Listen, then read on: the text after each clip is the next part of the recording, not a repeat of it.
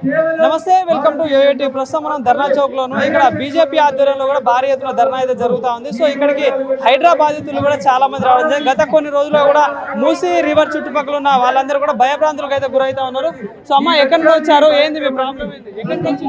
రేవంత్ రెడ్డి గారి తన్నేందుకు వాని కాలేసేందుకు వచ్చినాం. అదే సార్, మా ఇండ్లు మాకు కావాలి సార్. మాకు డబల్ బెడ్రూమ్ వద్దు, పైసలు వద్దు. మా భూములు మా ఇండ్లు మాకు కావాలి. మేము గరీబోళ్ళం, పుస్తల కాడి నుంచి అమ్ముకొని కట్టుకున్నాం. ఇంకా అప్పు తీరలే. పిల్లల పెళ్లిళ్ళు చేసుకోవాలి, అన్ని చేసుకోవాలి. మా వల్ల కాదు, మేము ఇయ్యం. అగర్ వచ్చిండ అనుకో మా మీదకి వెళ్ళి బండి తీసుకుపోయి కూలగొట్టాలి.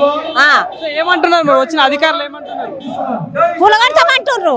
Marking వేసిపోయినరు, వేసిర్రు marking. 20 ఏళ్ళు అయిపోయింది.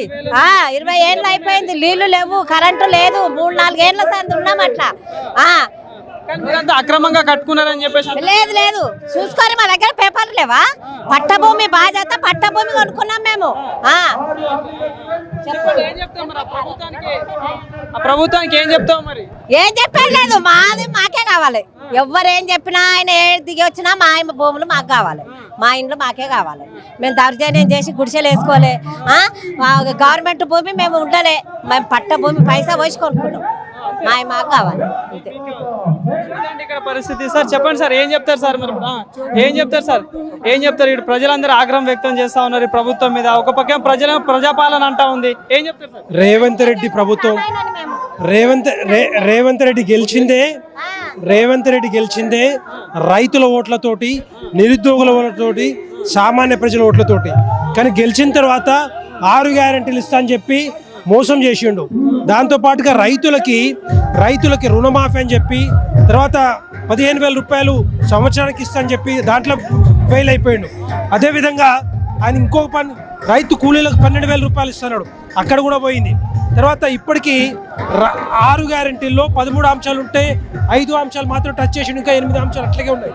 దాంతోపాటుగా రైతు రుణమాఫీ అయితే 2 లక్షలు ఇస్తున్నాడో 31,000 ఖర్చు అవుతుంది అని చెప్పి 17,000 కోట్లు మాత్రమే రిలీజ్ చేసి దాంట్లో 7,500 రూపాయలు మాత్రమే, 7,500 కోట్లు మాత్రమే ఖర్చు పెట్టింది.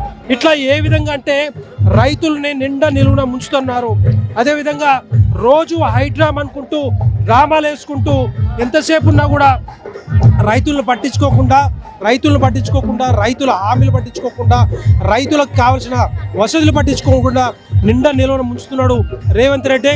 ఎట్టి పరిస్థితుల్లో రేవంత్ రెడ్డిని గెలిపించింది వీళ్ళే. మళ్ళీ వీళ్ళే డెఫినెట్గా ప్రతి ఎన్నికల్లో ఓడించే సత్తా వీళ్ళకే ఉంది. ఎట్టి పరిస్థితుల్లో ఊరుకునే సమస్య లేదు. ఎందుకంటే హైడ్రామా పేరుతో ఏదో డ్రామాలు ఆడుతున్నాడో ఎట్టి పరిస్థితుల్లో జనాలందరూ అర్థం చేసుకుంటా ఉన్నారు. పేదల ఇండ్లు కూల్చొద్దు, పెద్దోళ్ళ ఇండ్లు కూల్చాలి, తర్వాతనే పేదల ఇండ్లు కూల్చాలి తప్పితే పేదోళ్ళ ఇల్లు ఎప్పుడు కూడా కూల్చకూడదని చెప్పేసి నేను మనం చేస్తున్నాను, డిమాండ్ చేస్తున్నాం. భారతీయ జనతా పార్టీ తరఫున ఇంకా ఇట్లాంటి దీక్షలు ఇంకా చాలా వస్తాయి, 100ల కొద్ది వస్తాయి. ఎట్టి పరిస్థితుల్లో ఓడించే సత్తా భారతీయ జనతా పార్టీకి ఉంటుంది, తెలంగాణ ప్రజలకు ఉంటుందని చెప్పి మనం చేస్తా ఉన్నాం.